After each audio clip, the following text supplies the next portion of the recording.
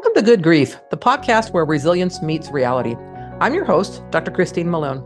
In this podcast, we delve deep into the stories of individuals who've triumphed over tragedy, adversity, and trauma. In every episode, we bring you raw and honest narratives from guests who faced life's most challenging moments head on. Through candid conversations, they share their journeys of resilience, shedding light on the strategies, mindset shifts, and support systems that empowered them to rise above their darkest hours. Join us as we explore the profound depths of human resilience and discover how, even in the face of life's toughest trials, there can be light, growth, and yes, good grief.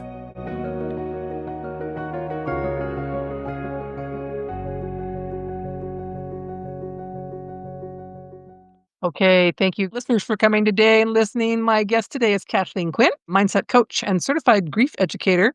She brings both deep personal insight and a profoundly personal story. So, Kathleen, welcome to the show and tell us a bit about yourself. Thank you for having me. I appreciate it. I live in Madison, Wisconsin, which is where I grew up, but I ran away for 35 years to the West Coast, and I had a career in university alumni and development, half of which was at Stanford.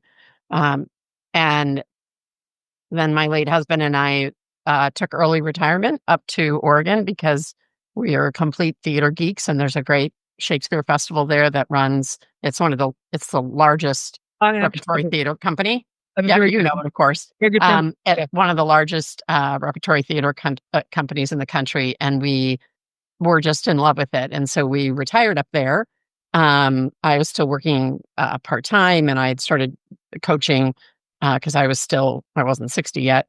And so we had 4 really great years there before the pandemic hit. And once the pandemic hit, obviously life shifted.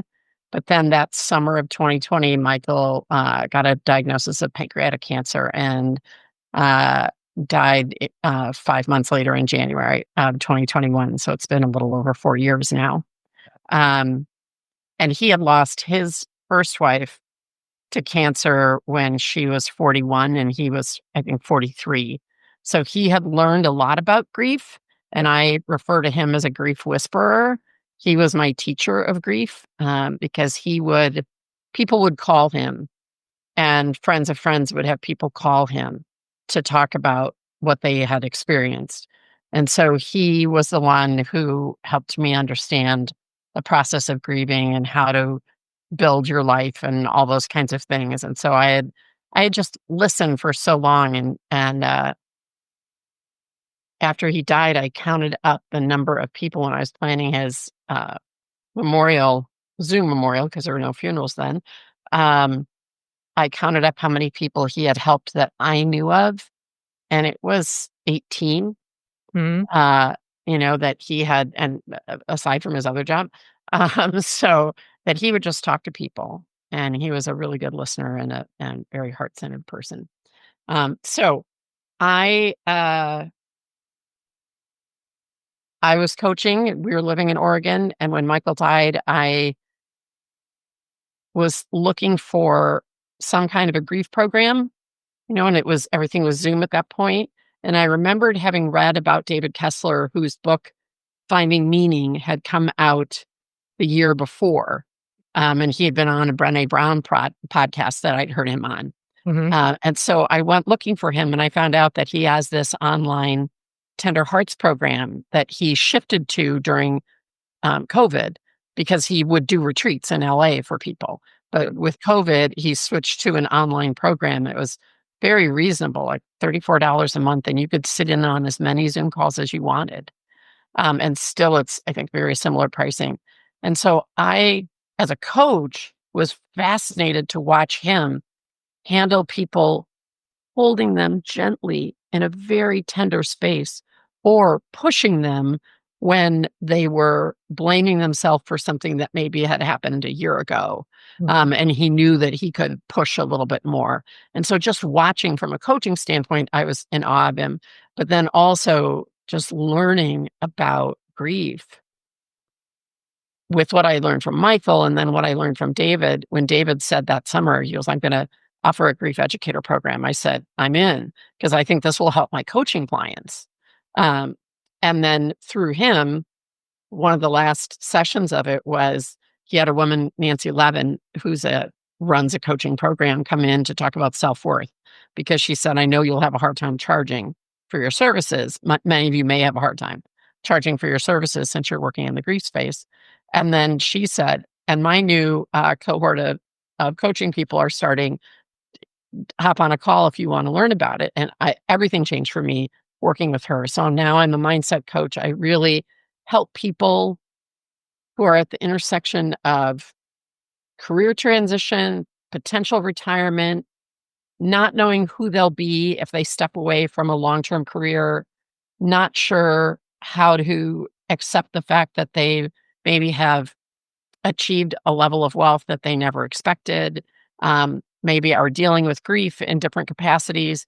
And so in my coaching that I do, I always include a bonus session of Understanding Grief 101, where I really take people through all the different lessons I've learned about grief and do an exercise with them. And so one of the things that I do is I ask people to write down sequentially in their life the grief that they've experienced. Right.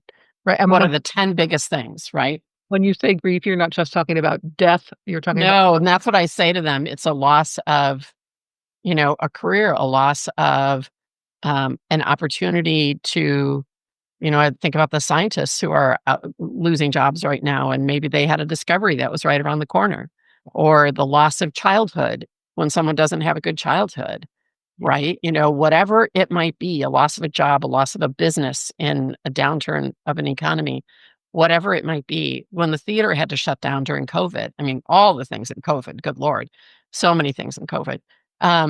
So grief is any of those things. So I had people write that list of 10 and just say, what did it feel like to do that? And then is there one you want to talk about that's kind of eating at you? And then we'll talk about that person, name that person, and what is it that caused you to want to talk about them? And then by the end of it, is there an action you want to take? And so for one client, it was getting a picture of this grandparent who had been very instrumental in life. And my client had not been able to connect with that person before they died. They missed a window because of their age and where they were living at the time. Right. And didn't ever get to talk about that person again. But now has that picture up of that person and can talk to their own kids about that person. Oh, okay. And so just that opening up, right, is so important. And just being able to say, what part of, that person do I know in you? And they said, oh, that part of me when I do this, that's that grandparent. Yeah. And so it's just, it's really a special experience to invite people to tell stories about the people they loved who are not here anymore, but also about, I have a group of clients who worked for a really phenomenal company that was shuttered just after the pandemic, and they all lost their job. And I actually did a session for them about how what they were going through was equivalent to grief. Mm-hmm. And we walked through all of it, and I did a session with them, and they were all said, I feel so much lighter. And I said, well, that's what grief work does, right? Yeah. I have found over my life, my adult life, that when somebody talks about something they're grieving, or a person that they're grieving, I will frequently ask, tell me about them. Tell me what they're like. And it's a lot of people, especially if it's they died due to a stigmatized thing, drugs, suicide, whatever. People are defined by how they died rather than the fact they had this life. So tell me about them. And I have noticed people just, I mean, oftentimes tears, but just we want to talk about the person or whatever it is we lost. I would love to tell you all about them and all the wonderful things that I blah blah blah, because people don't want to talk about it, and they don't think that if I ask you about it, that it's okay and that you're going to be okay. So, and I think what I'm hearing is like, hey, you're the safe space where you're asking those questions that aren't going to leave you, I don't know, I'll ask you the question, then I'm going to go leave and get my coffee, but stay in the moment and really hear the answer and have right. Yeah.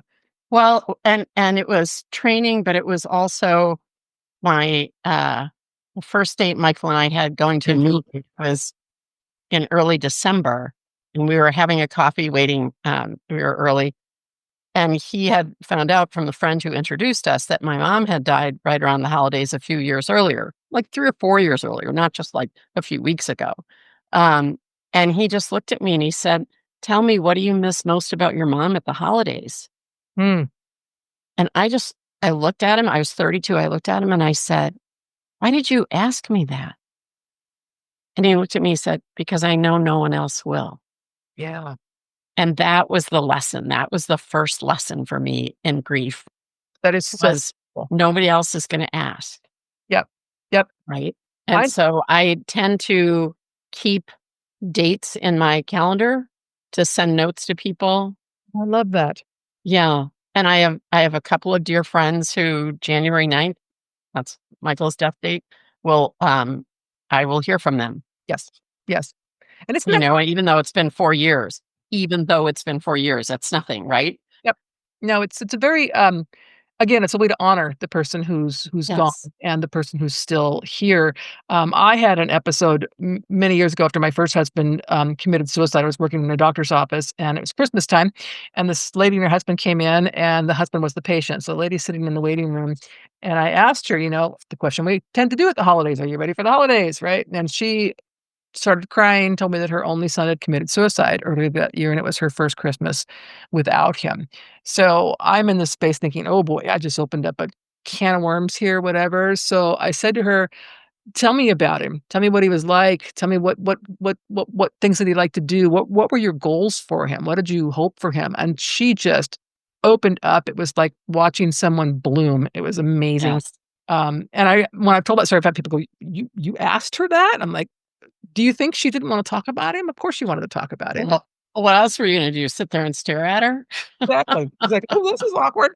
Yeah, that and again, you kinda bring up that point where really it's helping someone to say, "No one's ever asked me that before," right? "No one's Right, why did you ask me that? I don't know why no one's ever asked me that." But boy, telling you the answer was amazing, right? That sort of right, so, yeah, that's right. that's that's really fun. I did was a guest on a podcast that was about food and grief, which I kinda thought, but the Oh, yeah. question he asked me was about what food reminds me the most about certain different holidays and people that I've lost, and it really took me to a space that I went, "I haven't thought about this in years," and, whatever. It was Well, amazing. that was my exact answer to Michael was, "What do you miss most about your mom?" I'm like, seeing her cook Yeah, and the aprons. She had 2 I have both of them, 2 really elegant, pretty aprons for serving, yeah. those kind that just went around your waist that were, oh, so pretty.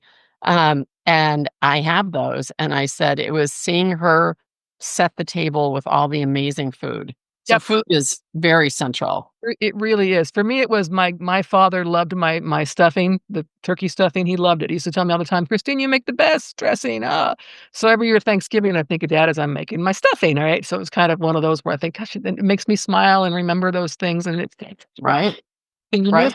but it's that memory is not a negative memory, right? It's not I'm not Well, memories stay in our body, right? They're not just in our people we think of them as just being in our brain, but yes. they reside in our physical body. Yes, yes. Yeah. S I'm quite I don't think I've ever had anyone tell me that the person that they were losing helped them with the grieving process before they passed away, which Ah, I'm interested in hearing more about that. So, oh, yeah.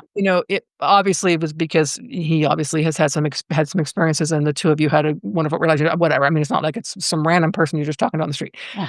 However, if you've got someone who's, like I've got a terminal diagnosis, for example, can I help those people around me who are gonna still be here when I'm gone understand that? So kind of what was it about what he was telling you that was helpful for you in that anticipatory grief process? Right, right.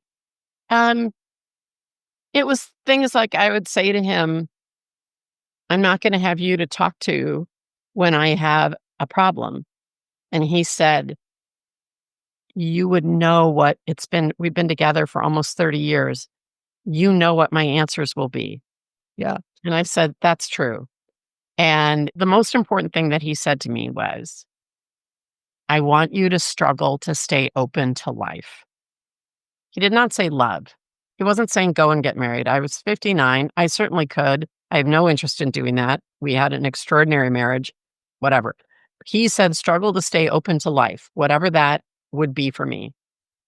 And uh, and so that has allowed me the freedom to know that all these decisions that I've made in the last 4 years to leave Oregon, to move back home to Madison, to buy the condo I bought, to build out my coaching business in the way I had, to get my e-bike and, take e-bike trips in Italy and stuff, things he never would have done with friends and all these things.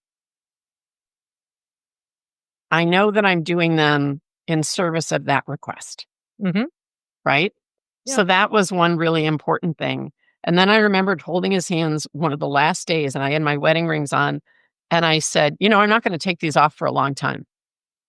And he said, you shouldn't. And then I said, good. And then I looked at him, I said, okay, in 6 months, when I wonder why you said I shouldn't, if I'm thinking that I want to, I won't know what you meant. And he looked at me and goes, sweetie, you should do whatever makes you the most comfortable. Those were the two really big lessons for me that have helped me, because I knew that I wanted to make the move and come home to Madison. He died before the vaccines happened, so nobody could come and see me. Right. I was, I had a couple of close friends, but that was it in the area, because we were still so new there. And I just wanted to hit the road and go see everybody. And when I got to Madison that summer, I knew I was going to buy a place, and I knew I was going to move home.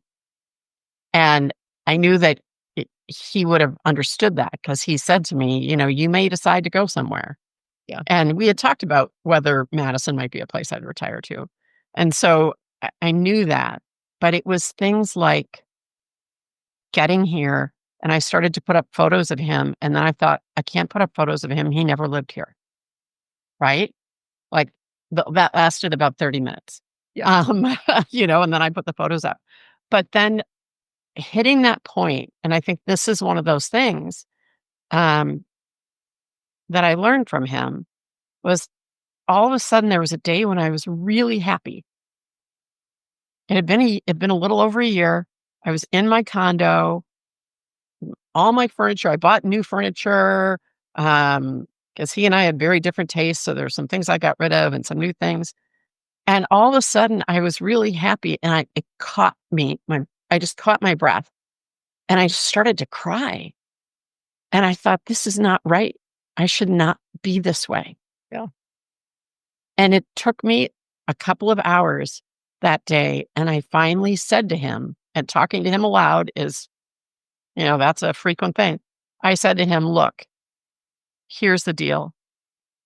If I don't get to have you, I get to have this life, and I'm going to make it a good one. And you want me to. So I get to be happy. Yeah. And that was something that he had told me over time. Yes. But it was something that it took me the journey. I was on my own journey. He gave me a lot of lessons. He gave me letters that he had written to a woman who the summer before her husband had died of pancreatic cancer. And he had written her a series of letters in order. Like, he goes, all the letters to Ellen are in this folder. Read them in order. And, the stack of books that I have, right, of all my grief books from him that he had annotated. So he taught me a lot of things about how to keep talking about what matters in life, and not to let other people discourage you from being able to talk about them. Yeah. He and his best friends, my dear friends, his best friends for 50 years, the two wives were best friends from high school. And I met him 2 years after his first wife died. And he did what he called quarterly reports, where they would get together for the weekend and just kind of talk about how they were doing and talk about her. And of course, I was not included in those because I never knew her. And they did that. And it was like, he's like, I do this. And so I would say, well, tell me how to go. Right. So I would learn things from him along the way. Right. I think one thing I wanted to expand upon when you talked about how he told you, do what you want to do and be happy and so on and so forth. I think a lot of people, when they're grieving, think that they need to it's hard to, I feel guilty that I'm happy again, or I feel guilty that I have had another baby and I love the baby, whatever it might be. Those kinds of things really hold us back. For me, the house that I lived in when my son was born, he died at home. I'd lived there for 20 something years, and the home was very grounded in my son and my experiences there. And I loved the house. But I remember thinking, I'm burdened by the house. I can't leave this house because I'm so tied to the house. I have to stay here. I have to. Yeah. Whether I wanted to or not. And Right. I had to get to a point of realizing no one wants me to be stuck in a space, right? I should be happy, and it's Yeah. okay to leave the house. So for me, that was a big move. That was a huge move to move from that house and give up the space. I mean, I don't even know. I just, it's hard to explain. There are other people who stay in a house and, Mhm. keep the child's room as it was. I mean, from school shootings, you've seen those stories, right? Yeah. Where they leave the bedroom just as it was that morning. Yep.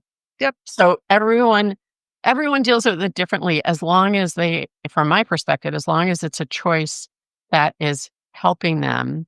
Right. One of the interesting things I learned during my years working as a leader at the university, we had 3 or 4 really tragic deaths Mm. that happened in our team, young, just awful. And one of them was a child of one of our colleagues, and the we weren't going to see the couple after the child died because they lived remotely, and they said we can't come to campus. And so we invited the rabbi who had been with them to come and sit with us. I said, I really want you to talk to us. And he said, one of the things he just said was, I have great faith for this couple's future. Mhm. And it really has turned out to be true. But when I told this person that we had done this, and that's what the chaplain had said, the rabbi had said, it gave that person such comfort. But then fast forward to working with David Kessler, and what he said was, it isn't, marriages do not fail because a child dies. Marriages fail because parents grieve differently and they don't understand how to get the support they need individually, and how to recognize that their method of grieving is different than the other person's. And if you can't resolve that, that's what can cause the split.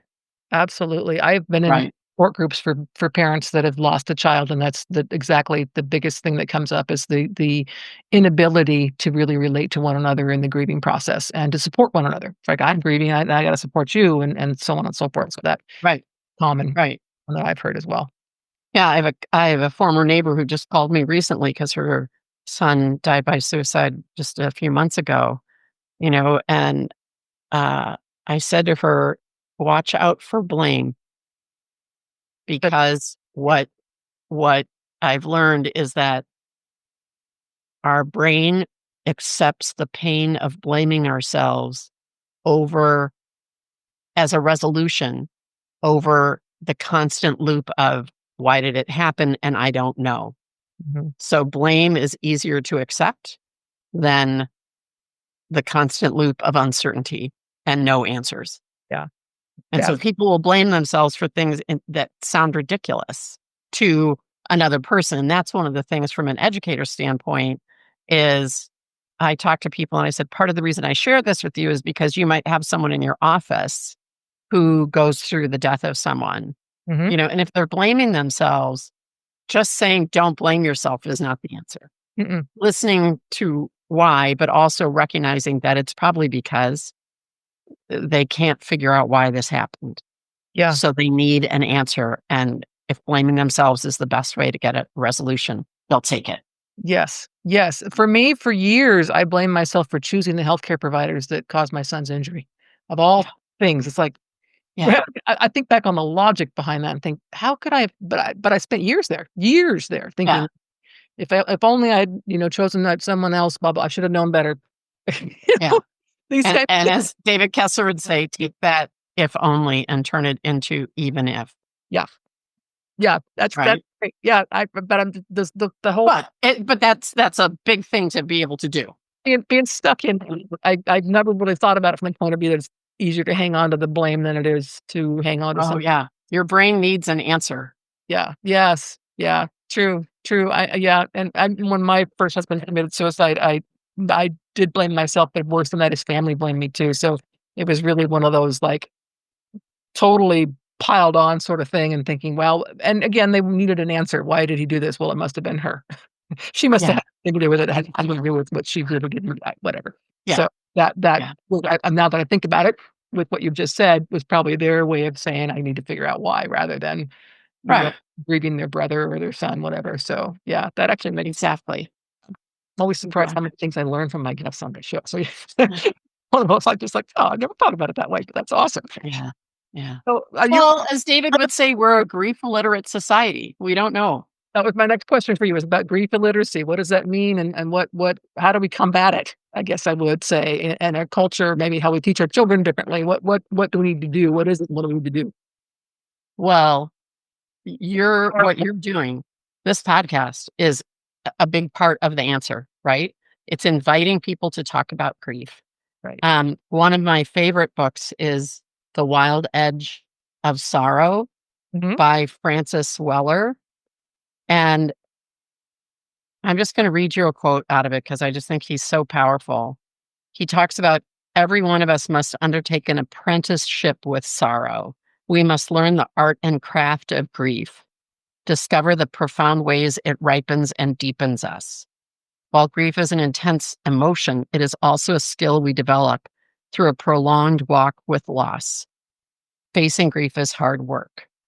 And he says to honor our grief, to grant it space and time in our frantic world, is to fulfill a covenant with soul, to welcome all that is, thereby granting room for our most authentic life. Yeah, that sums it up for sure. Yeah. Well, and I would say for anyone, the other link I would put in your notes is Francis Weller's conversation with Anderson Cooper. Anderson Cooper has this podcast of All There Is, I think it's called, after his mom died. Right. And his dad died when he was 10 and his brother died by suicide when he was 23 or something. And so now he's packing up his mom's things. But he has a conversation with Francis Weller that goes very deep into the stories that we tell ourselves when we're kids, when you can't explain things. And Anderson is completely vulnerable and open, and you watch Francis guide him through all of this. Mhm. And it's very telling for all of us, I think, as well. So I think I really had hoped, I wrote, in a silly way, but I wrote to President Biden during COVID, and I thought, for all the losses he's had in his life, I wish he would do a Blue Ribbon Commission on grief. I think there needs to be a Blue Ribbon Commission on grief and understanding what it means in our culture, because people want to run away from it. Yes. If I start to cry, if I talk about Michael and I start to cry, the instinct for people is to say, I'm sorry. And there's no reason to apologize for my tears. Mhm. Right. As Francis Weller says, they're holy, they're sacred. Yeah. They're love. Yeah. Right? Yeah. And mature grief doesn't happen until you can say there's more love than pain. Right. 100%. Yeah, 100%. And that can be a couple of years, or it can be even longer, depending upon how traumatic the loss was for you. Right. Right? Right. Yes. Yeah. That's great input. I'm going to find that address for people. It's wonderful. And Anderson also talks to Stephen Colbert, because Stephen's dad and two brothers died in a plane crash when Stephen was like 10. Oh, okay. I didn't know So that. his whole thing was he had to keep his mom happy. Oh, yeah. The comedian in him was born out of that. Yes. Yeah. A lot of our talents are born out of grief and necessity. Absolutely. I have zero doubt I'd be so different if I hadn't gone through the things I've gone through. So it's like absolutely. 100%. And many of those things are gifts. Right. Yeah. Yes. Many of them are, even though at the time, boy, no. But No. yeah, in hindsight, yes. It's like, wow, because I went through that, I am able to do this. Right. Or understand this, whatever it might be. It's like, be present to that person in the hospital room. Yes. Right. Yeah. Right. Yeah. Just to be able to say just whatever and be comfortable with it and listen. Yeah. hear them and not get uncomfortable with the emotion side of it, which is, I think, what a lot of people do. They don't, again, when they see the tears, it's like, oh, you don't want to talk about him. Let's change the subject because you're upset now. And Right? the most important thing that anyone can do, especially early on, is to say, I'll sit with you. Mhm. And you don't need to speak, and silence is fine. And what would you like to tell me? And I always say to people, don't ask me how I am, ask me how am I today? Right. Because how am I is back then was like, I couldn't. So I usually tell people, don't share your own story. Right. Oh my gosh, that's an excellent point. Don't share your own story. I had a family member who, when my dad was dying, was really upset. And this person said, oh, I know how you're feeling. My cat just died. And I get that people are closer to their cats than their fathers sometimes, but I'm sorry, that's not what you say to someone, right? Mm. So there's so many lessons out there, There, and there's so many ways that grief make us stuck in this world. yeah. And that's why I think talking about grief is so important and learning how to move through it Yeah. instead of pushing it down because it will just come back. It will. It doesn't go away. Yes. I It mean, finds you.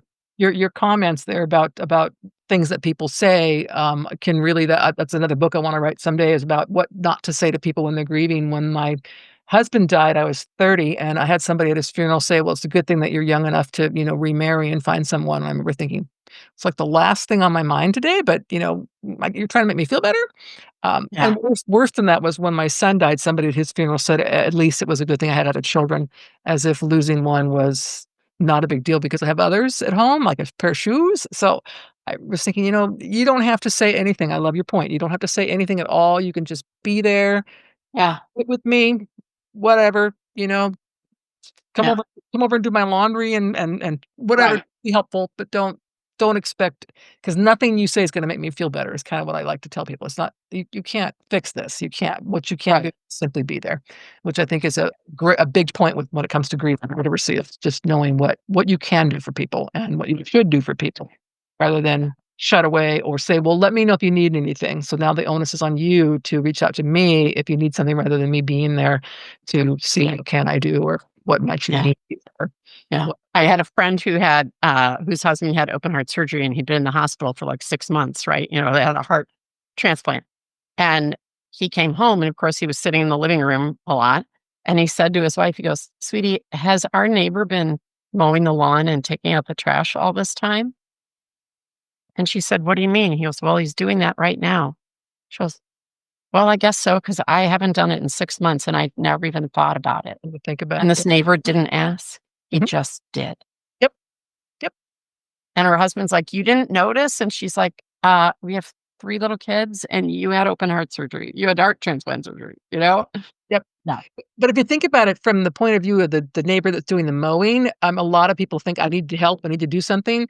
They gave him something to do, right? I Right. helped him, but my friend is in the hospital, or my neighbor, or whatever, I can do something to help his family, which then means I'm actually doing something, because I can't Right. I can't, whatever, make him come home any early. Exactly. That, I think, is an important point for people to really realize, that there's other things. Show up. Yep, Show exactly. up in Yep, whatever way is best yes. for you and for that person. Yes, yes, Yeah. absolutely. I do wanna make sure I point out in here that you have offered that you do a, free discovery call with, Mhm. also, we're gonna put a link to that in the podcast notes, so that if anybody's interested, they can find you and find out what that's all about. And, Mhm. yes, is there anything else that you would like to share, though, before we end today? There is so much possible in life when you can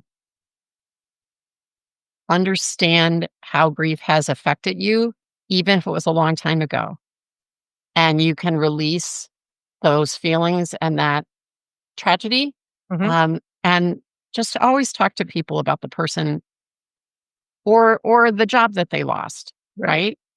What are you gonna miss most about it? Mhm, yep, What had you hoped for? What were your goals? right, right. Not just, "Oh, you'll find something else." Yeah. People don't need to hear that. It's not helpful. It's not helpful. No. Yes, we'll find something else, and yes, I Yeah. did get remarried, and yes, I did have more children, but Yes. didn't help me in the moment for you to But think, maybe you wouldn't have, and that "It'll be okay." that wasn't gonna be the answer anyway. Yeah. That would have Yeah. been okay too, just, but yeah. Yeah. Those Yeah. comments are just, some people say some stupid things, but anyway. Kathleen, it has been an absolute pleasure to meet with you and to chat with you today. I really appreciate Wow. it.